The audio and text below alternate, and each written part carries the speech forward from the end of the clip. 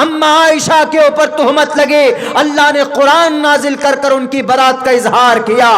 تو حقیقت کا جب آپ ساتھ دیں گے تو پریشانیاں آئیں گی، یہ بات دل میں بٹھا لیجئے۔ تاریخ گواہ ہے حضرت مریم علیہ السلام کے اوپر کیا حالات نہیں آئے، لیکن اللہ نے مدد کی۔ کیا مدد کی؟ گاؤں والوں نے یہ الزام لگانا شروع کر دیا کہ اے مریم یہ بچہ کہاں سے لے کر آئی، کس کے ساتھ تم نے منہ کالا کیا ہے۔ حضرت مریم علیہ السلام اتنی پاک دامن عورت ان تمام ظلم و ستم کو، ان کے چڑھانے کو برداشت کیا، اور پھر آخر وقت میں اللہ تبارک و تعالیٰ نے اس معصوم سے بچے کو ان کی زبان میں، ان کے منہ میں زبان میں طاقت دی اللہ نے۔ انہوں نے کہا کہ نہیں، انی انا عبداللہ، میں اللہ کا بندہ ہوں، آتانی الکتاب، مجھے کتاب دی گئی ہے۔ گود کا بچہ، معصوم بچہ، جب اللہ کی دین کی مدد کرو گے تو ظلم و ستم کیے جائیں گے، الزامات لگیں گے، لیکن اللہ مدد ضرور کرتا ہے۔ اما عائشہ کے اوپر تہمت لگے، اللہ نے قرآن نازل کر کر ان کی برات کا اظہار کیا۔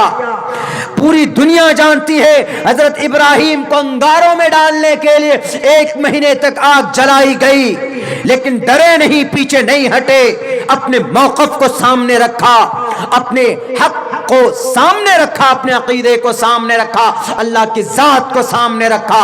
منجیک سے اٹھا کر آگ میں ڈال دیے جاتے ہیں، لیکن اللہ اکبر، اللہ اپنی صفت کا، اللہ اکبر اپنی طاقت کا استعمال کرتا ہے، جبرائیل امین کے ذریعے نہیں، کسی فرشتے کے ذریعے نہیں، بلکہ اللہ تبارک و تعالیٰ نے ڈائریکٹ آگ سے کہتا ہے، قُلْ لَا يَا نَارِ آگ I created you, I am a Lord of you، میں تمہارا خدا ہوں، میں نے تمہیں پیدا کیا ہے۔ یا نار کونی بردن و سلام علی ابراہیم، ابراہیم کو نقصان مت پہنچانا۔ کیوں؟ یہ میرے خلیل ہے۔ کیوں؟ یہ دین کی مدد کر رہے ہیں، میرے مشن کو آگے لے کر بڑھ رہے ہیں، میں نے ان کو نبی چن لیا۔ I have chosen the prophet, I have chosen the messenger of Islam, and he every time he used to convey the message of Islam among the people، لوگوں کے بیچ اسلام کے پیغام کو لے کر جاتے۔ ان کا ذرہ برا، ان کا بال میں، بدن میں ذرہ برابر کوئی تکلیف نہیں پہنچنی چاہیے، اگر پہنچا دی تو تمہارا وجود ختم کر دوں گا۔ آگ، وہی آگ جن کے اندر جلانے کی طاقت ہے، لیکن جب اللہ کی طرف سے جب مدد ہوتی ہے تو اللہ آگ کو بھی گلزار بنا دیتا ہے، گلاب بنا دیتا، ٹھنڈا برف جیسی تاثیر اس میں پیدا کر دیتا ہے۔ اس لیے قرآن میں صاف لفظوں میں کہا یا نار کونی بردم و سلاما علی ابراہیم، آگ کو اللہ تبارک و تعالیٰ نے گل گلزار بنا دیا۔ جبرائیل امین حضرت ابراہیم کو ذرہ برابر کوئی تکلیف نہیں دی گئی۔ ہم جانتے ہیں اس بات کو، آپ کو بھی جاننا پڑے گا۔ جب آپ حق پرست ہوں گے، جب آپ حق کا ساتھ دیں گے تو ٹرول کیے جائیں گے۔ ایک آدمی تو بولتا ہے کہ مولانا اوہو آپ کو مولانا یہ نہیں ملا تو آپ مخالفت میں اتر گئے۔ ہم نے کہا کہ میں مخالفت میں ان کی نہیں اترا ہوں، میں تو ان کی کمیونٹی کے ساتھ، ان کی جماعت کے ساتھ جڑا ہوا ہوں، اور ہم نے کہا کہ ہم نے جو قربانی دی ہے شاید کوئی اور کسی اور نے دی ہو۔ ہم نے کہا کہ تم نہیں سمجھ سکتے بیٹے، ہم نے کہا کہ سمجھنے کی کوشش کرو، ہم تو اصل اس قوم کے مسئلے کا حل چاہتے ہیں۔ ہم نے وعدہ بھی کیا انشاءاللہ کل سورج غروب ہونے سے پہلے وہ امانت آپ کے ذمہ دار تک، جن سے ہمارا رابطہ ہے، ان تک پہنچا دیا جائے گا۔ یہ جلسہ مستقل رابطے میں تھے، یہ لوگ بھی شرکت ہوئی، اللہ کے فضل سے اللہ نے یہاں تک پہنچایا۔ ابھی دو روز پہلے شاید ایک پروگرام تھا ہردا کے قریب ایک گاؤں میں، وہاں ایک صاحب، ایک ہمارے شاید سناتن دھرمی بھائی، ان کے کچھ سوالات تھے اور بہت منظم اور معقول سوال تھے ان کے۔ تو وہاں تو اس وقت انہوں نے غلط ٹائم پہ سوال کیا، بالکل آخر میں جب ہماری بات پوری ہو چکی تھی، جب ہم اٹھ چکے تھے، تب وہ سوال لکھ کر کے لے کر آئے۔ وہ ہمارے ایک نان مسلم، ایک سناتن دھرمی بھائی تھے، باضابطہ پیپر میں ایک پرچے میں وہ ریفرنس لکھ کر، حوالہ جات لکھ کر کے لائے تھے۔ میں نے پھر بھی کوشش کی ان کو سمجھانے کی، لیکن he was not able to understand and his self، وہ اپنے آپ کو نہ سمجھا پایا اور شاید نہ وہ سمجھانے کی کوشش کر رہا تھا۔ میں نے پوری کوشش کی اس کو سمجھانے کی۔ میں آج اسی تعلق سے بالکل تفصیل کے ساتھ جو بھی وقت لگے، آدھا گھنٹہ، 35 منٹ، 45 منٹ، یا جب تک آپ لوگ سننا چاہیں، میں ان کے سوالات کا جوابات قرآن، احادیث مبارکہ اور ان کی دھارمک دھرم شاستر کی کتابوں کی روشنی میں آج کلیئر کرنا چاہوں گا۔ ان کا سب سے پہلا سوال یہ تھا کہ مولانا چترویدی صاحب، آپ یہ بتائیں کہ ایشور بھگوان نروکار ہے کہ آکار ہے؟ یعنی بھگوان اور جو پرماتما، اس کی باڈی ہے یا باڈی نہیں ہے، باڈی لیس ہے یا اس کا کوئی جسم ہے یا اس کے ہاتھ پیر ہیں؟ ان کے سوال کا یہ مطلب اور یہ مقصد تھا۔ ہم اور آپ جانتے، ہمارے اسلامک اعتبار سے، شرعی اعتبار سے، ہمارے عقیدے کی روشنی سے اگر آپ دیکھیں گے تو ہم اور آپ دو ٹوک لفظوں میں یہ کہہ سکتے ہیں کہ اللہ تبارک و تعالیٰ کی کوئی باڈی، اللہ کا کوئی جسم نہیں ہے، اللہ تبارک و تعالیٰ کا کوئی آکار نہیں ہے، وہ نراکار ہے، اس کا کوئی آکار ہی نہیں، اس کی کوئی شکل نہیں ہے۔ اللہ تبارک و تعالیٰ دنیا کی کسی چیز کے مانند نہیں ہے، لیس کمثلہ شیء۔ اگر ہم یہ تصور کرتے ہیں کہ اللہ دنیا کی کسی چیز کے مانند، کسی انسان کے مانند، تو آپ کیا تصور کریں گے؟ یا تو مرد تصور کر سکتے ہیں، یا جینس عورت تصور کریں گے، یا ان دونوں کے بیچ آپ جو اور تیسری مخلوق ہوتی ہے آپ ان کو تصور کریں گے؟ بچہ، بوڑھا، جوان، بزرگ، آپ کیا تصور کریں گے؟ ہم اور آپ جو دیکھتے ہیں، ہماری اور آپ کی جہاں تک سوچ ہے، ہم اور آپ وہی تصور کر سکتے ہیں، سوچ سکتے ہیں، امیجن کر سکتے ہیں کہ اللہ کی ذات ایسی ہو سکتی ہے، لیکن نہیں۔ اللہ نے قرآن کریم میں اپنی ذات اور اپنی باڈی اور اپنے جسم کے بارے میں کیا سوچنا چاہیے ہمیں؟ اللہ نے قرآن میں صاف لفظوں میں کہا کہ اللہ تبارک و تعالیٰ کا کوئی جسم اور کوئی آکار نہیں ہے، لیس کمثلہ شیء، اللہ دنیا کی کسی چیز کے مانند نہیں ہے، وہ نراکار ہے، اس کی کوئی شکل و صورت نہیں ہے۔ ہم اور آپ نہیں تصور کر سکتے کہ اللہ تبارک و تعالیٰ کی کیا شکل و صورت، لیکن ان کا بار بار یہ پریشر تھا۔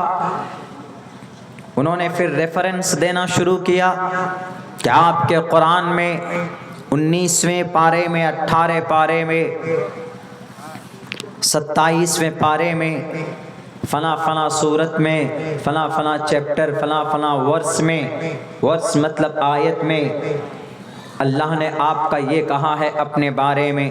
ہم نے ابھی خطبے میں وہ آیت پڑھی، والاول والآخر والظاہر والباطن۔ یہ اس سے ثابت کرنا چاہتا تھا کہ اللہ تبارک و تعالی آکار والے ہیں۔ جب ظاہر ہوں گے اللہ تبارک و تعالی تو ظاہر جبھی ہو سکتا ہے کہ جب اس کی کوئی باڈی ہو، تبھی وہ کسی کے سامنے ظاہر ہو سکتا۔ اس کا یہ مطلب اور یہ مقصد تھا۔ مجھے نہیں لگ رہا تھا یہ میڈیا والے یوٹیوبر حضرات ہمارے وہاں پر شاید موجود تھے، ہم کو ان کی شکل و صورت محسوس نہیں ہو رہا تھا کہ وہ کوئی ایجوکیٹڈ پرسن تھا، ہم کو ایسا محسوس ہو رہا تھا کہ اس کو جیسے رٹا ہوا طوطا نہیں ہوتا ویسے رٹا کر اس کو ریفرنس لکھ کر کے دے کر بھیجا۔ ہم نے تقریباً وہاں پر 8 سے 10 منتر شلوک پڑھ کر اس کو سمجھانے کی ہم نے کوشش کی۔ ہم نے کہا کہ ریفرنس چھوڑیے، آپ منتر اور شلوک پڑھ کر بتائیے کہ کس منتر میں کس شلوک میں یہ کہا گیا ہے کہ بھگوان نروکار آکار والے ہیں، نروکار نہیں۔ وہ اس بات سے انکار کرتا رہا، وہ صرف بار بار ریفرنس لاتا رہا اور ہم اس کو بار بار شلوک اور منتر پڑھاتے رہے۔ تو ہمارا اور آپ کا عقیدہ یہ ہے کہ اللہ تبارک و تعالی کا اس کی کوئی باڈی نہیں ہے، اس کی کوئی اللہ کی صورت نہیں ہے، کوئی شکل نہیں ہے۔ اللہ وہ ہے جو ہمیشہ زندہ رہنے والا ہے۔ کل من علیہا فان ویبقى وجہ ربک ذی الجلال والاکرام، دنیا کی تمام چیزیں ختم ہو جائیں گی لیکن اللہ تبارک و تعالیٰ کی ذات اقدس باقی رہے گی۔ اللہ لا الہ الا هو الحی القیوم، حی القیوم، ہمیشہ قائم رہنے والی ذات اور ہمیشہ زندہ رہنے والی ذات اگر کسی کی ہے تو وہ اللہ تبارک و تعالیٰ کی۔ اب اللہ کو ہم کیسے تصور کریں؟ بعض لوگ کہتے ہیں کہ قرآن میں ہے مولانا وما بینہما فی 6 ایام ثم استوى علی العرش، آسمان و زمین کو پیدا کرنے کے بعد اس کے بیچ میں بین السماء والارض جتنی بھی چیزیں ہیں، درخت، پیڑ پودے، سسٹم، نظام، انسان و جنات، اللہ تبارک و تعالیٰ نے 6 دن میں پیدا کیے۔ اور پیدا کرنے کے بعد after completing the all creatures، سارے مخلوقات کو پیدا کرنے کے بعد اللہ تبارک و تعالیٰ عرش پر جا کر بیٹھ گیا۔ ثم استوى علی العرش، عرش پر بیٹھ گئے۔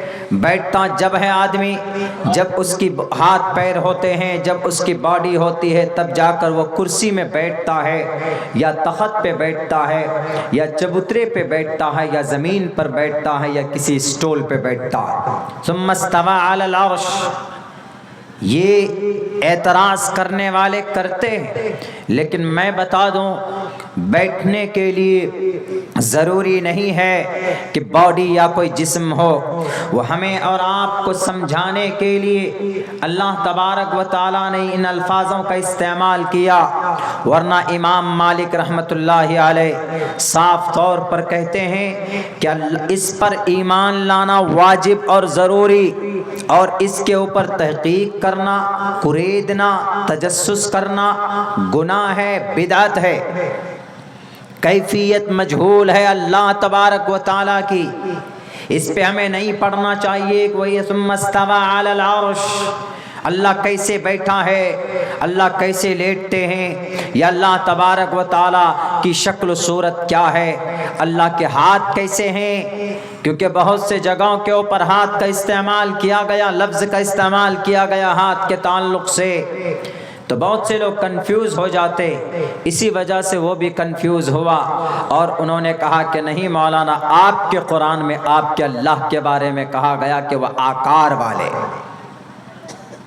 آکار والے نہیں۔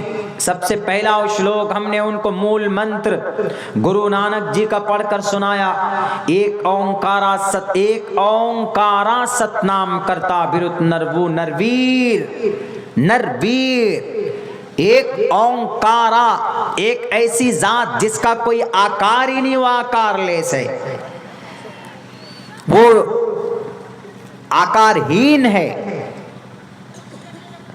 کارہین ہے، آکار ہے، آمنے نہیں، کار منے باڈی، جس کی باڈی ہی نہیں، کارہین جس کا کوئی مجسمہ نہیں ہے۔ اللہ کا قرآن 2 ٹوک کہتا ہے، صاف شفاف لفظوں میں کہتا ہے۔ اللہ کے قرآن کو اگر وہ نہیں مانتا تو وہ پڑھے اپنے گرنتھوں کو، وہاں پر لکھا ہے نتس پرتماستی السنام محدثا، اس پرماتما کے نام کو جپنا ہی بڑا پنیہ کا کام ہے، اس کا کوئی وہ دنیا کے کسی چیز کے مانند نہیں، اس کی پرتما نہیں ہے، پرتما مطلب اس کی پرچھائی نہیں ہے، اس کی تصویر نہیں ہے، اس پرماتما کی اگر ان کا عقیدہ، ان کا کانسیپٹ یہ بن گیا ہے کہ شری رام چندر جی، شری کرشن جی، گنیشا جی اور بڑے بڑے ان کے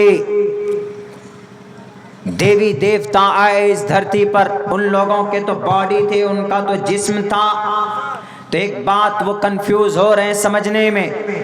ہم نے یہ بات وہاں پر بھی کہی تھی، آج بھی کلیئر کر رہا ہوں، اس وقت میرے پاس ٹائم نہیں تھا، لیکن میرے پاس ابھی میرے ہاتھ پہ کچھ ٹائم ہے۔ ان کا یہ کہنا کہ شری رام چندر جی کی باڈی تھی، جسم تھا، تو شری رام چندر جی بھاگیوان بھگوان پرماتما نہیں تھے، وہ مریادہ پروشوتم تھے، مہان ویکتی تھے، وہ بھگوان پرماتما نہیں۔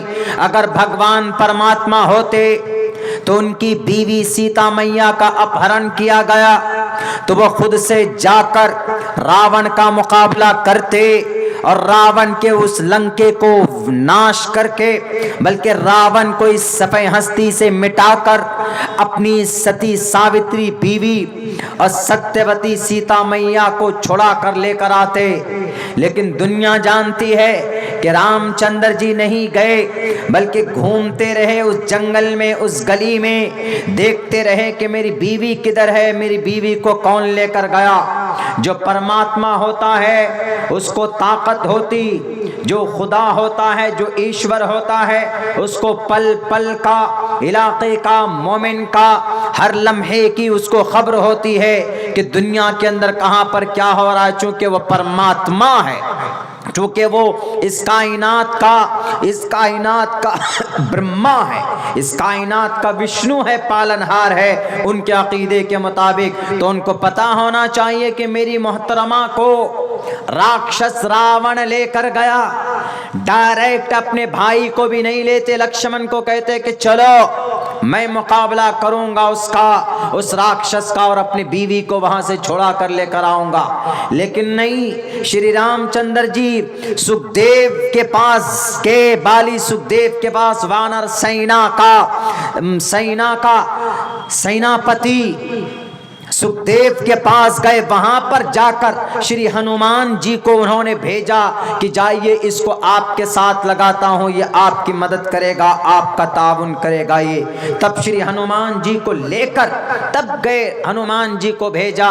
تو بتائیے، جو انسان سپر پاور ہوگا، جو انسان سپریئر ہوگا، جس انسان کے پاس طاقت ہوگی، وہ کسی کا محتاج نہیں ہوگا، جو سپر شکتی والا ہوگا، جو دیو مہان ہوگا، وہ انسان کسی کی مدد کے لیے محتاج نہیں ہوگا، بلکہ اپنی طاقت کا استعمال کرے گا اور اپنے سامنے جو اس کا شترو ہوگا، جو دشمن ہوگا، وہ اس کے سامنے میں دو ہاتھ کرے گا اور کہے گا کہ مقابلہ کرو۔ اور ہمیشہ وہ طاقت جیتتی ہے جو اصل ہوتی، سچ پر جن کے پاس ستیہ کی طاقت ہوتی، وہ طاقت جیتتی۔ لیکن نہیں، صاف پتہ چلتا ہے اس واقعے سے کہ he was only mankind, he was human being, he was not the super power۔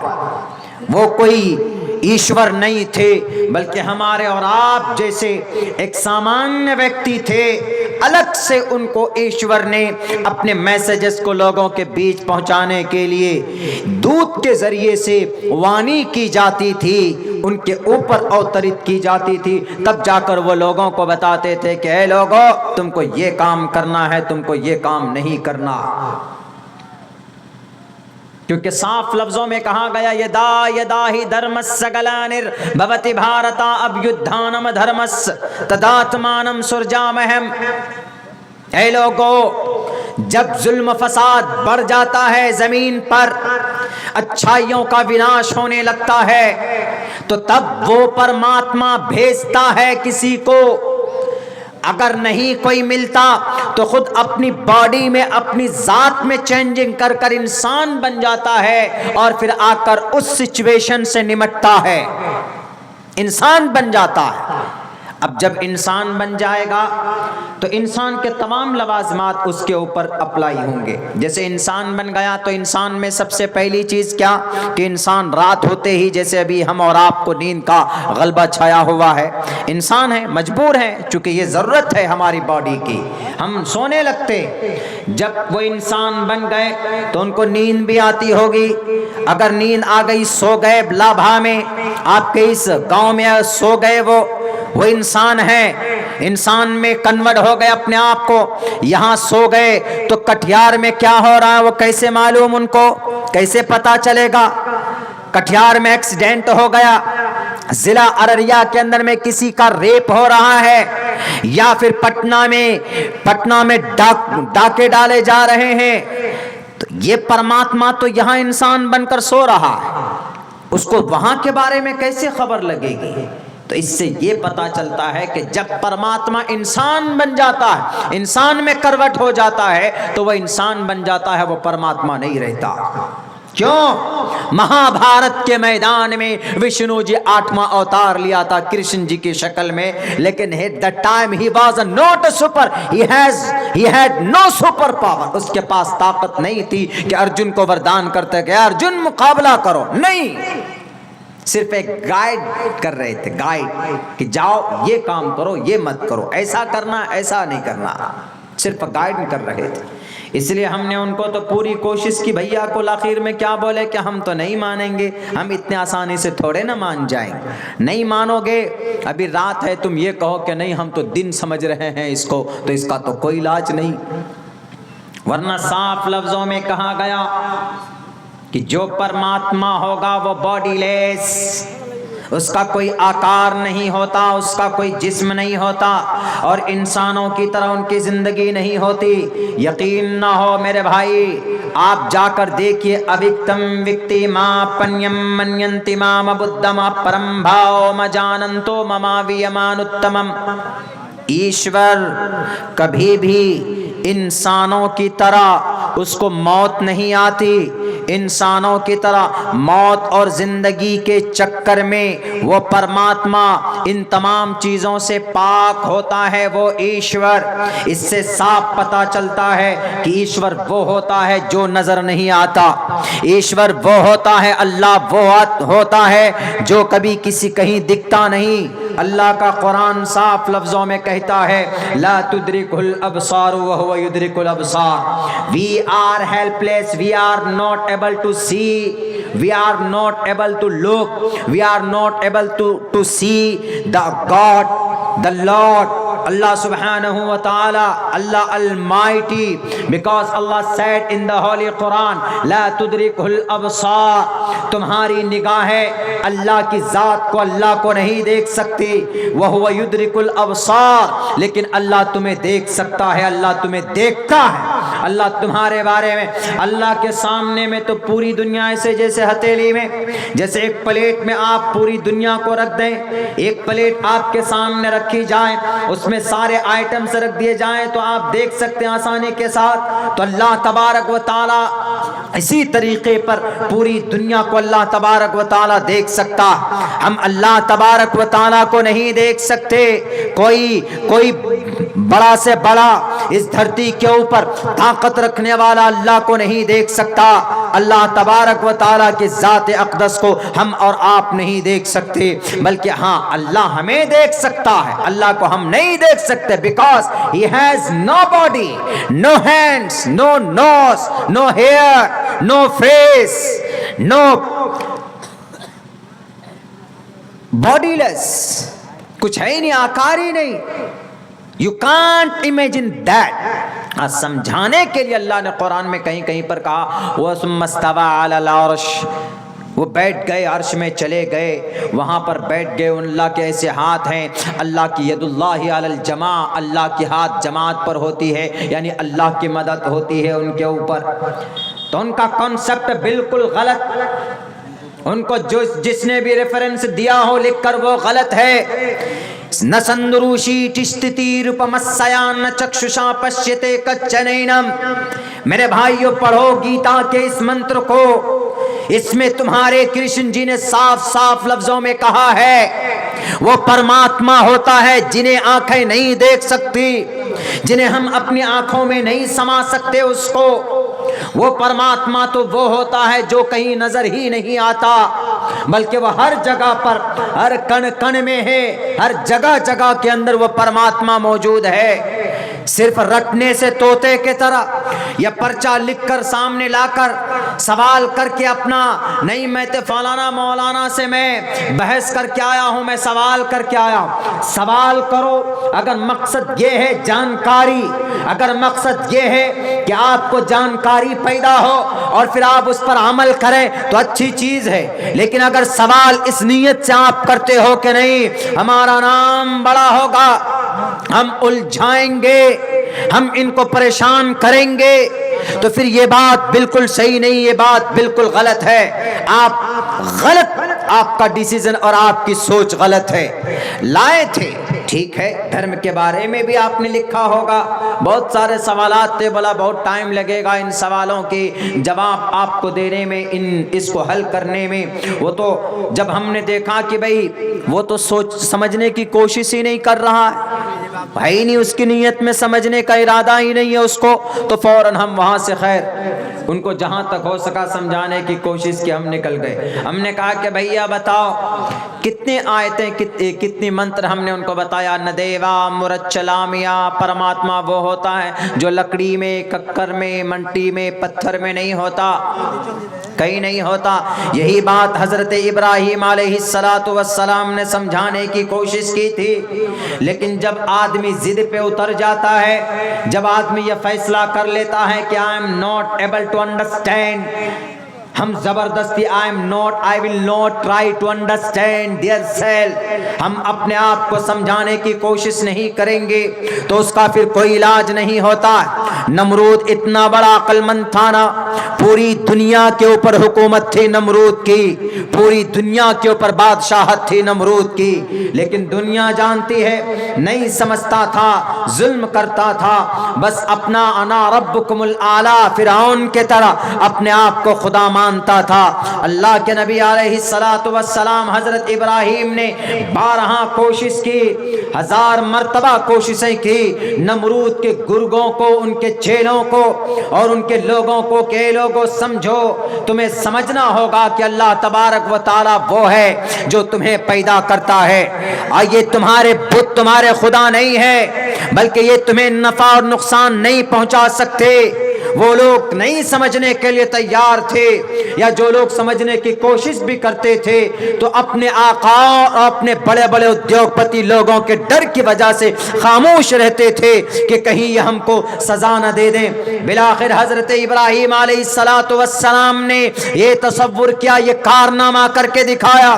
سارے بتوں کے ناک توڑے اور سب کے ہاتھ پیر توڑ کر بڑے بت کے گلے میں کلہاڑا لٹکا کر اللہ کے نبی علیہ السلام حضرت ابراہیم علیہ السلام نے وہاں کے لوگوں کو یقین دلانا چاہا کہ تمہارا یہ خدا ڈپلیکیٹ خدا ہے، تمہارا یہ خدا وقتی طور پر تم نے ہاتھوں سے، میرے ہاتھوں سے پتھر کے بنائے ہوئے صنم آج بت خانوں میں خدا بنے بیٹھے ہیں. اگر تم ان کو خدا مانتے ہو، خدا تصور کرتے ہو تو یہ غلط ہے، تمہارا یہ خدا نہیں ہو سکتا.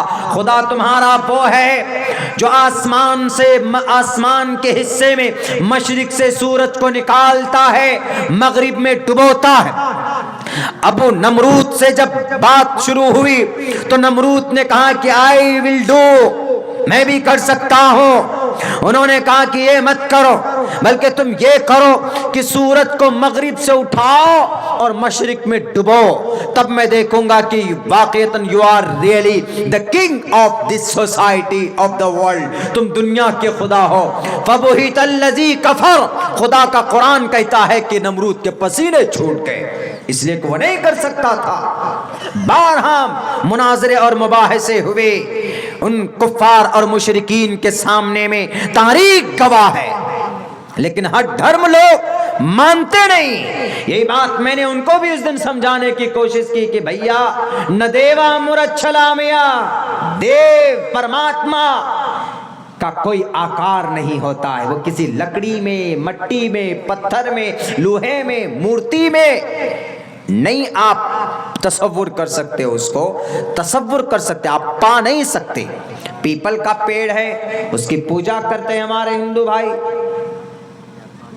اسی طریقے سے تلسی کا پیڑ ہے، اس کو اپنے گھروں میں یوز کرتے ہیں ہمارے ہندو بھائی۔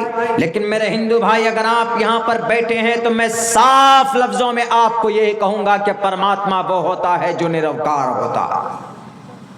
یقین نہ ہو تو گرو نانک جی کی مول منتر اٹھا کر دیکھیے، جس میں کہا گیا ایک اومکارا ستنام کرتا ورت نرو نرویر اکال مورت، ہمیشہ والی صورت اکال مورت۔ اکال مورت کا ترجمہ هو الاول والآخر، اجونی سے بھنگر پرسادی، اجونی سے بھنگر پرسادی، هو الحی القیوم، یہ ترجمہ اس کا ہے۔ جا کر پوچھئے ان سے، نمرود نہیں مانا، بت توڑ دیے گئے۔ لیکن ایک بات یاد رکھنا میرے مسلمان بھائیوں، ہمارا عقیدہ بھلے ہی آج کمزور ہو چکا ہو، لیکن جب آپ اللہ کے دین کی مدد کے لیے کھڑے ہوتے، جب آپ اللہ کے دین کی مضبوطی سے پکڑ کر جب آپ آگے بڑھنا شروع ہوں گے، تو یقین کے ساتھ میں آپ کو کہتا ہوں کہ آپ کو پریشانیاں آئیں گی، آپ کو لوگ پریشان کریں گے، آپ کو لوگ دبائیں گے، آپ کو لوگ ٹرول کریں گے۔ ایسا ہے، ابھی ہماری 2-3 دن پہلے کی ایک تقریر ریلیز ہوئی ہے، شاید آپ ہی میڈیا والوں نے، وہ کچھ اتر پردیش کے سیاسی حالات کے بارے میں ہم نے کہا کم سے کم دن میں 50 مرتبہ فون کالز آتے۔ ہم نے کہا کہ you are not able to, آپ نہیں سمجھ پاؤ گے کہ ہمارے مقصد اغراض کیا ہیں، اس اسپیچ کو دیکھ کر لوگوں کو ہم کیا کہنا چاہتے، تم نہیں سمجھ سکتے، تمہارے آنکھ میں اندھکار کی پٹی بندھی ہوئی ہے۔ ہم کیا کہنا چاہتے ہیں، ہم ریئلٹی کو لوگوں کے سامنے لانا چاہتے، ہم واقعتاً بے ماں باپ، ہمارا کوئی اس بھارت جیسی ایشیا مہادیپ کے اس ملک کے اندر ہمارے ماں باپ، ہمارا گارجین کوئی نہیں ہے اللہ تبارک و تعالیٰ کے علاوہ۔ سب ہمیں لوٹتے ہیں، کوئی ایک بندہ کھڑا ہوتا ہے تو ہمیں یقیناً ان کا سپورٹ کرنا چاہیے، اس میں کوئی شک نہیں ہے۔ لیکن اگر وہ آپ کو لوٹتا ہے، آپ کو اندھکار میں رکھ کر صرف اپنی طاقت کو مضبوط کرنے کی کوشش کرتا ہے، تو پھر ان کو بھی ان کے پیٹھ پر لات مار کر ان کو نکال دو اپنے بستیوں سے، اپنے علاقے سے۔ یہ سمجھنا ہوگا اس قوم کے جوانوں کو، یہ سمجھنا ہوگا اس قوم کے لوگوں کو۔ تو حقیقت کا جب آپ ساتھ دیں گے تو پریشانیاں آئیں گی، یہ بات دل میں بٹھا لیجئے۔ تاریخ گواہ ہے، حضرت مریم علیہ السلام کے اوپر کیا حالات نہیں آئے، لیکن اللہ نے مدد کی۔ کیا مدد کی؟ گاؤں والوں نے یہ الزام لگانا شروع کر دیا کہ اے مریم، یہ بچہ کہاں سے لے کر آئی، کس کے ساتھ تم نے منہ کالا کیا ہے؟ حضرت مریم علیہ السلام اتنی پاک دامن عورت، ان تمام ظلم و ستم کو، ان کے چڑھانے کو برداشت کیا، اور پھر آخر وقت میں اللہ تبارک و تعالیٰ نے اس معصوم سے بچے کو ان کی زبان میں، ان کے منہ میں زبان میں طاقت دی اللہ نے۔ انہوں نے کہا کہ نہیں، انی انا عبداللہ، میں اللہ کا بندہ ہوں، آتانی الکتاب، مجھے کتاب دی گئی ہے۔ گود کا بچہ، معصوم بچہ، جب اللہ کی دین کی مدد کرو گے تو ظلم و ستم کیے جائیں گے، الزامات لگیں گے، لیکن اللہ مدد ضرور کرتا ہے۔ اما عائشہ کے اوپر تہمت لگے، اللہ نے قرآن نازل کر کر ان کی برات کا اظہار کیا۔ पूरी दुनिया जानती है हजरत इब्राहिम को अंगारों में डालने के लिए 1 महीने तक आग जलाई गई, लेकिन डरे नहीं, पीछे नहीं हटे, अपने मौक़िफ़ को सामने रखा, अपने हक को सामने रखा, अपने अकीदे को सामने रखा, अल्लाह की जात को सामने रखा। मंजीक से उठाकर आग में डाल दिए जाते हैं, लेकिन अल्लाह अकबर, अल्लाह अपनी सिफत का, अल्लाह अकबर अपनी ताकत का इस्तेमाल करता है। जिब्राइल अमीन के जरिए नहीं, किसी फरिश्ते के जरिए नहीं, बल्कि अल्लाह तबारक व तआला ने डायरेक्ट आग से कहता है, कुल्ला या नारे आग, I created you, I am a Lord of you, मैं तुम्हारा खुदा हूँ, मैंने तुम्हें पैदा किया है। या नारु कूनी बरदम व सलामन अला इब्राहिम, इब्राहिम को नुकसान मत पहुंचाना। क्यों? ये मेरे खलील है। क्यों? ये दीन की मदद कर रहे हैं, मेरे मिशन को आगे लेकर बढ़ रहे हैं, मैंने इनको नबी चुन लिया। I have chosen the prophet, I have chosen the messenger of Islam, and he every time he used to convey the message of Islam among the people, लोगों के बीच इस्लाम के पैगाम को लेकर जाते। इनका जर्रा बरा, इनका बाल में, बदन में जर्रा बराबर कोई तकलीफ नहीं पहुंचनी चाहिए, अगर पहुंचा दी तो तुम्हारा वजूद खत्म कर दूंगा। आग, वही आग जिनके अंदर जलाने की ताकत है, लेकिन जब अल्लाह की तरफ से जब मदद होती है तो अल्लाह आग को भी गुलजार बना देता है, गुलाब बना देता, ठंडा बर्फ जैसी तासीर उसमें पैदा कर देता है। इसलिए कुरान में साफ लफ्जों में कहा, या नारु कूनी बरदम व सलामन अला इब्राहिम, आग को अल्लाह तबारक व तआला ने गुले गुलजार बना दिया। जिब्राइल अमीन हजरत इब्राहिम को जर्रा बराबर कोई तकलीफ नहीं दी गई। हम जानते हैं इस बात को, आपको भी जानना पड़ेगा। जब आप हक परस्त होंगे, जब आप हक का साथ देंगे तो ट्रोल किए जाएंगे आप। एक आदमी तो बोलता है कि मौलाना, ओहो आपको मौलाना ये नहीं मिला तो आप मखालफत में उतर गए। हमने कहा कि मैं मखालफत में उनकी नहीं उतरा हूँ, मैं तो उनकी कम्युनिटी के साथ, उनकी जमात के साथ जुड़ा हुआ हूँ। और हमने कहा कि हमने जो कुर्बानी दी है शायद कोई और किसी और ने दी हो। हमने कहा कि तुम नहीं समझ सकते बेटे, हमने कहा कि समझने की कोशिश करो। हम तो असल इस कौम के मसले का हल चाहते हैं। इतनी सारे जमातें, तंजीमें हैं, उसके बावजूद भी भारत जैसे मुल्क में हमारी ये कौम क्यों नहीं आगे बढ़ रही है? कौन आखिर इसकी मदद करे? इनके समस्या को कोई हल क्यों नहीं कर रहा? हमने कहा ये मकसद है हमारा, प्रचार प्रसार करने से ज्यादा कौम के मसले का हल, इनका निवारण निकलना चाहिए। हमने कहा ये मकसद है हमारा। मेरे भाइयों, मेरे मुसलमानों, मेरे नौजवानों, आधी रात को बैठकर यहां पर मैं आप लोगों को बता रहा हूं कि जरूरत इस बात की है कि मसाइल का हल कैसे हो, समस्या का समाधान कैसे हो। कोई नहीं आएगा आपके मसले का हल करने के लिए, आपको एबल बनना होगा, आपको करना होगा, आपको खुद आगे बढ़ना होगा। किनके ऊपर एतमाद करते हैं आप? जजीरतुल अरब वालों से, हिजाज वालों से नहीं। वो अपने काम में लगे हैं, वो अपने लिए मेहनत कर रहे हैं, आपके लिए नहीं मेहनत कर रहे। आपको खुद मेहनत करना होगा। अगर आपको बातिल से टकराना है तो आपको हक परस्त बनना होगा, आपको हक परस्त बनना होगा। और हक परस्त का मतलब शरीयत परस्त बनना होगा। शरीयत परस्त का मतलब दीन की मदद करनी होगी। दीन की मदद का मतलब यह है कि शरीयत का जो जो हुक्म है, ऑर्डर है, आपको फॉलो करना होगा, आपको मानना होगा, आपको अपनी जिंदगी के अंदर दाखिल करनी होगी। या अय्युहल्लज़ीना आमनू इन तंसुरुल्लाह यंसुरुकुम व युसब्बित अक़दामकुम। आपको अपने कदमों को अल्लाह जमाएगा। जब आप दीन की, शरीयत की मेहनत के लिए निकलेंगे तो अल्लाह तबारक व तआला वक्ती तौर पर आपके ऊपर हालात जरूर आएंगे, लेकिन अल्लाह तबारक व तआला वही है जो आपकी मदद करेगा।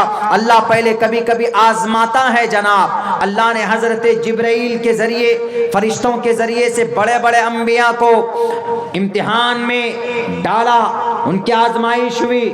ہم اور آپ تو کوئی قربانی نہیں دے رہے, ہماری اور آپ کی تو کوئی آزمائش نہیں ہوئی, بلکہ آزمائش ہوئی انبیاء کرام کی.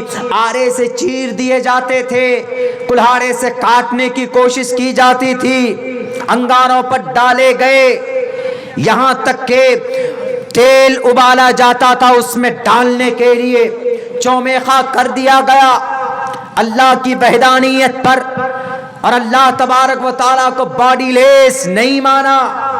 ہمارے ہندو بھائیوں, اتنا آسان نہیں ہے مسلمانوں کو اس عقیدے سے بھٹکانا. آپ پڑھیے اپنی کتابوں کو. ہم الحمدللہ we are on the religion strictly. ہم یقین کے ساتھ, طاقت کے ساتھ اپنے عقیدے کے اوپر قابض ہیں, اپنے عقیدے کے اوپر ہم لوگ ڈٹے ہوئے ہیں, اور مرتے دم تک انشاءاللہ ڈٹے ہوئے رہیں گے. آپ کو ڈٹنے کی اور آپ کو جاننے کی ضرورت ہے. دھرم کا مطلب بتا کر لوگوں کو غلط طریقے سے اس کا میننگ بتلا کر لوگوں کے بیچ میں بھرم پھیلاتے. کیا کہتے؟ دھرمو رکشتی رکشتہ, اے لوگو تم دھرم کی رکشا کرو, دھرم تمہاری رکشا کرے گا. اور کچھ لوگ یوں تک بول دیتے ہیں کہ دیکھو مولانا دھرم کچھ نہیں, ہم کہتے ہیں کہ دھرم سب کچھ ہے, اس لیے کہ شریرین شمم ناسم سرومنیدی گچھتی. انسان کی باڈی, انسان کا آکار ختم ہو جائے گا, لیکن انسان جو عمل کر کے جائے گا اس دنیا سے, مرنے کے بعد اس کا وہی عمل سامنے آئے گا. لا یغادر صغیرۃ ولا کبیرۃ الا احصاها. پوری میموری لوڈ ہو گیا, اس میں سیف ہو گیا, ریکارڈ ہو گیا آپ کی زندگی کا زندگی کی پوری ہسٹری, پوری اتہاس. مرنے کے بعد کل قیامت میں اللہ تبارک و تعالی لوگوں کے سامنے میں آپ کو بلائے گا. کوئی ٹرانسلیٹر نہیں ہوگا کل قیامت کے میدان میں, اللہ اور وہ بندہ سامنے ہوگا ڈائریکٹ. بتاؤ لمن الملک اليوم, ایک ایک بندہ. ان اللہ سریع الحساب, بڑی تیزی کے ساتھ کہاں جاتا ہے کہ 2.5 گھنٹے کے اندر from the beginning of the world and to the end and to the day of judgment, شروع سے لے کر اخیر تک, یعنی انسان کی انسانیت کی پیدائش سے لے کے مرتے دم تک, قیامت قائم ہونے تک 2.5 گھنٹے کے اندر اس کا حساب و کتاب کر لیا جائے گا. کوئی ٹرانسلیٹر نہیں, ڈائریکٹ اللہ تبارک و تعالی سامنے ہوگا. اس لیے ہندو بھائیوں سے کہتے ہیں کہ آپ 33 کروڑ دیوی دیوتاؤں کو چھوڑو, ایک ایشور کی بھکتی کرو اور ایک اللہ کی ذات پر آستھا رکھو. ہمارا اگر یہ عقیدہ ہے کہ اللہ تبارک و تعالیٰ کو کوئی چھو نہیں سکتا, کوئی پکڑ نہیں سکتا, تو ہم اللہ کے قرآن کے فرمان کے مطابق ہمارا یہ عقیدہ لیس کمثلہ شیء, کوئی پکڑ ہی نہیں سکتا, اللہ کو دیکھ نہیں سکتا. I am not able to see the self of God, of Lord. اللہ کی ذات کو ہم نہیں دے سکتے. We can't imagine that. سوچ نہیں سکتے کہ کیا ہے آکار, کیا ہے سرو شکتی. اگر آپ کرتے ہیں ایسا عقیدہ آپ کا ہے تو آپ ان لوگوں کے بارے میں کہتے ہیں جو اوتار ہیں. اوتار کس کو بولتے ہیں پتہ ہے؟ اوتار میں نبی میں فرق ہے. ہم نے شاید 2-2.5 سال پہلے ایکسپلین کیا تھا, میں یہاں پر بتا دے رہا ہوں. اوتار میں اور نبی میں, رسول میں فرق ہے. نبی اور رسول کون ہوتے ہیں؟ اللہ تبارک و تعالیٰ انسانوں میں سے برپا پیدا کرتے, انسانوں میں سے ہی کسی کو چنتے ہیں کہ بھئی یہ نبی ہیں, یا پیدائش کے بعد انسانوں میں سے, ہم اور آپ میں سے. جیسے اللہ کے نبی علیہ السلام کو قریش میں سے ہی چنا, ہاشمی خاندان سے چنا, نبی آخر الزماں آپ علیہ الصلوۃ والسلام. ایک ایگزامپل دے رہا ہوں, حضرت موسیٰ کو اس کی قوم سے چنا, حضرت عیسیٰ کو اس کی قوم. اللہ تبارک و تعالیٰ نے حضرت داؤد کو, حضرت سلیمان کو چنا. تو اللہ تبارک و تعالیٰ انسانوں میں سے چنتے ہیں, کسی کو رسول بناتے ہیں, کہ کوئی نبی رہتے ہیں, اللہ کے پیغام کو, اللہ کی شریعت کو لوگوں تک پہنچاتے ہیں. یہ ہمارا عقیدہ ہے قرآن و شریعت کے مطابق. لیکن ہمارے ہندو بھائی جو ہے ان کا یہ عقیدہ نہیں ہوتا ہے. اوتار مطلب اوترت ہونا, اترنا. اوتار سے اترنا ہے, اترنا ہندی ورڈ ہے, یہ اوترت سنسکرت سے نکلا. It is divine and from the Sanskrit what? अवतरुण, अवतरित, अवतार, अवतीर्ण से निकला, अवतीर्ण उतर जाना। यानी हमारे हिंदू भाइयों का यह अकीदा है। गीता के उस मंत्र को पढ़ेंगे तो पता चलेगा जिसमें कहा गया कि धर्म की जब अच्छाई की जब हानि होती है, जब जिना के बाजार गर्म हो जाते हैं, सूद ज़्यादा खाया जाता है, मासूम इंसानों के ऊपर जुल्म ज़्यादती होती है, मजलूम लोग ज़्यादा पाए जाते हैं, जालिमों का जुल्म बढ़ जाता है, जब तब वो हाँ हर इलाके का अवतार अलग होगा। जैसे मिसाल के तौर पर हमारे भारत में कुछ लोग ऐसे हैं कि जो जालिम हैं। वो कौन से जालिम है? मिसाल के तौर पर अगर सियासत के मैदान में कोई करप्ट नेता है, कोई करप्ट नेता का मतलब जुल्म बहुत करता है, बच्चों की, बेटियों की, समाज की बेटियों की रेप करता है, और कोई भी अगर मंत्री बना बैठा है तो जितने भी डिपार्टमेंट उसके पास है तो वो सब पैसा को खा जाता है, हड़प कर जाता है। तो जुल्म हुआ, जनता का पैसा खाया, बेटियों की इज्जत लूटी, अपने पावर का गलत इस्तेमाल किया। तो अब इस नेता को, इस मंत्री जी को सुधारने के लिए हिंदू भाइयों का अकीदा, इस मंत्री जी को सुधारने के लिए, इस एमएलए एमपी साहब को सुधारने के लिए ईश्वर आएगा, मंत्री बनकर ही आएगा। यानी वो नेता बनकर आएगा, वो नेता बनकर ही आएगा, एक आम जनता नागरिक बनकर नहीं आएगा। अगर कोई डाकू है, राक्षस है, तो उस डाकू और राक्षस को मारने के लिए ईश्वर डाकू और राक्षस बनकर ही आएगा। ये कॉन्सेप्ट है। और वो पैदा नहीं करता है, बल्कि वो अपने अंदर कन्वर्ट करके, अपने अंदर चेंजिंग करके, and convert to human beings and convert to Mankind of the world, वो दुनिया के इंसानों के तरह बन के अपने आप को अपनी जात में तब्दील करके इंसान बनकर आ जाता। जहां जो जरूरत पड़ जाती वहां वैसा बन करके आ जाएगा और उस बुराई का सत्यानाश करेगा, उस बुराई को खत्म करेगा। यदा यदा ही, जब जब धर्म सगलाने, धर्म का हानि होता है, भवति भारत अभ्युत्थानम धर्मस्य तदात्मानम, तब तब धर्म की रक्षा के लिए, धर्म की हिफाजत के लिए, उसको बचाने के लिए वो इंसानी रूप धारण करके इस पृथ्वी पर आता है, तब जाकर वो धर्म की रक्षा करता है।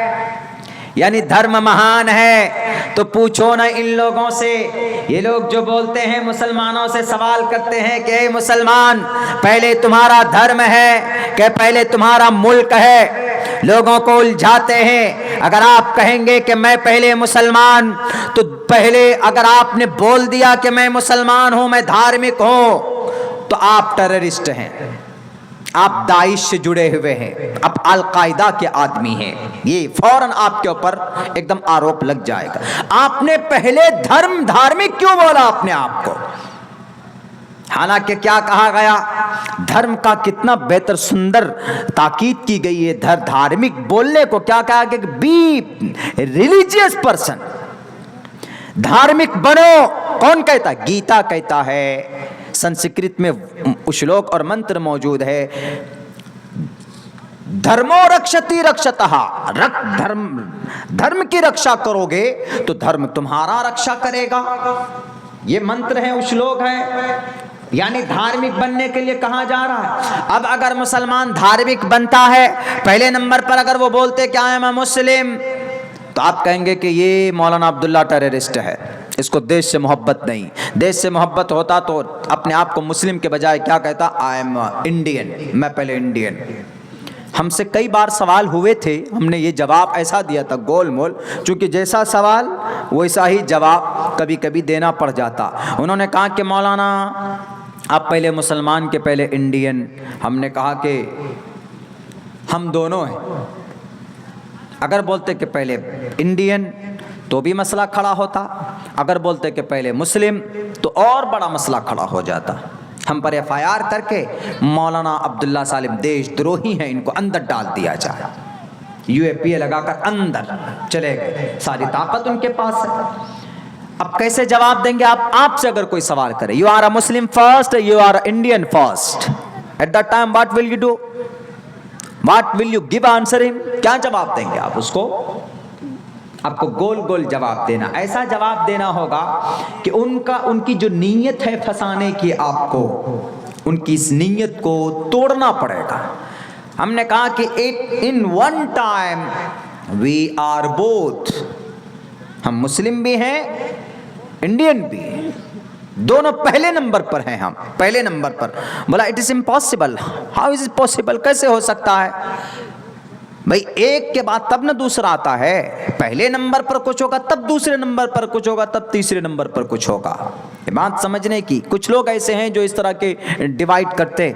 ہم نے کہا کہ نہیں بھائی صاحب، ایسا ہے معاملہ کہ کبھی کبھی ایسا ہوتا ہے کہ ایک وقت میں دو چیز استعمال ہو جاتی ہے، ایک وقت میں سیم ٹائم میں. بولا کیسے؟ ہم نے کہا کہ آپ کا ناک ہے نا، یہ ناک میں 2 سوراخ ہیں، تو آپ دونوں سے سانس لیتے ہو نا ایک وقت میں. ایسا تو نہیں کہ اس کو سیمنٹ لگا کے بند کر لیتے ہو کہ نہیں ایک ہفتہ اس سے سانس لیں گے، اس کو پھر بند کر کے رکھیں گے، ایک ہفتے کے بعد پھر اس سوراخ کو کھولیں گے. ہم نے کہا کان ہیں آپ کے، آپ ایک کان کو تو روئی ٹھوس کر بند کر کے نہیں رکھتے ہیں کہ یہ اسٹاک میں رہے گا، اسٹپنی بن کر رہے گا 15 دن میں 20 دن میں، جب اس کے بعد اس کو بند کریں گے تب اس کو کھولیں گے. ہم نے کہا ایسا تو نہیں. ان one time you used and both, دونوں کو یوز کر رہے ہیں نا. ہم نے کہا کہ وہ چھوڑیے، آپ دانت ہیں آپ کے پاس 32 کے 32 دانت ہیں، کون سے جبڑے کو آپ کھانے میں، مٹن کھانے میں یوز کرتے؟ 2 آنکھ ہے، کون سا آپ پہلے یوز کرتے؟ دایاں کہ بایاں؟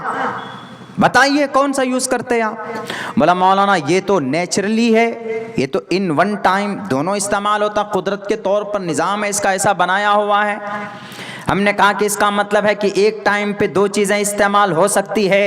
ایک ٹائم پہ فرسٹ میں پہلے نمبر پر 2 چیزیں استعمال ہو سکتی ہے نا. ہم نے کہا کہ جیسے دونوں ناک سے ہم سونگھ سکتے ہیں، دونوں کان سے ہم سن سکتے ہیں، اور دونوں آنکھ سے ہم ان ون ٹائم دیکھ سکتے ہیں، تو ایسے ہی in one time at a time ہم مسلمان بھی ہیں اور ہم انڈین بھی ہیں، ہم بھارتی بھی ہیں. لو اب کیا کرو گا؟ اس آنکھ کو پھوڑو گے کس آنکھ کو پھوڑو گے؟ دونوں آنکھ میرے لیے برابر. ان کو تو جواب دینا پڑے گا نا. حالانکہ ایسا نہیں ہے کہ ہم مسلمان ہیں تو ہم کو بھارت کے سمویدھان سے، قانون سے ہم کو محبت نہیں ہے، یہاں کی دھرتی سے ہم کو محبت نہیں، وہ ایک الگ مسئلہ. لیکن نہیں، یہ لوگ کرتے ہیں. ان لوگوں نے ڈیوائڈ کیا ہے، الگ الگ پارٹیشن کر دیا، اس کو الگ کر دو، اس کو الگ کر دو، اس کو الگ کر دو. وہی طوطے کی طرح رٹا کر بھیجا ان کو. ایک منتر نہیں پڑھا گیا تھا اس سے. ہمارے نوجوان ساتھی موجود ہیں، ایک لائن نہیں پڑھی گئی تھی اس سے. اگر وہی محنت وہ منتر پڑھنے پر کرتا تو اس کو پتا چل جاتا دھرمو رکشتی رکشتہ کا کیا مطلب ہے. اگر وہ محنت کرتا تو اس کو پتا چل جاتا یجم پرچچام یوم ستدتو تو نیوستی کوریتم پرویم گتم کستد بھارتی کا کیا مطلب ہے.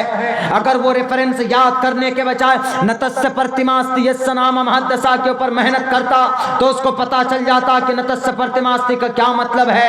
اگر اس کو طوطے کی طرح رٹنے میں ٹائم ضائع کرنے سے بہتر ہوتا کہ کسی گرو کے پاس بیٹھ کر وہ اپنے نسندروشی چشتی روپمسیا نچکشسا پشیتے کشچنینم اس کو منتر کو پڑھتے، سمجھنے کی کوشش کرتے تو ان کو سمجھ میں آ جاتی.